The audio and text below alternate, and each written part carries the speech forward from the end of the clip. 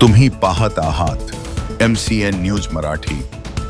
जळगाव जामोद तालुक्यातील धानोरा शिवारात शेतातून ट्रॉली चोरीची घटना उघडकीस आली असून या प्रकरणी जळगाव जामोद पोलीस ठाण्यात अज्ञात चोरट्याविरुद्ध गुन्हा दाखल करण्यात आला।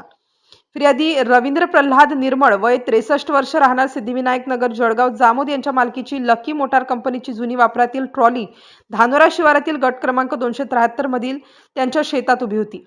25 जुलै 2026 रोजी सकाळी 11 वाजे दरम्यान अज्ञात चोरट्यांनी ट्रॉली चोरून नेल्याचे फिर्यादी यांच्या निदर्शनास आले।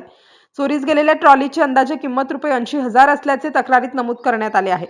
फिर्यादी यांच्या तक्रारीवरून जळगाव जामोद पोलीस ठाण्यात गुन्हा क्रमांक 480/2026 नोंदविण्यात आला असून भारतीय न्याय संहिता BNS कलम 303(2) अंतर्गत अज्ञात आरोपी विरुद्ध गुन्हा दाखल करण्यात आला आहे।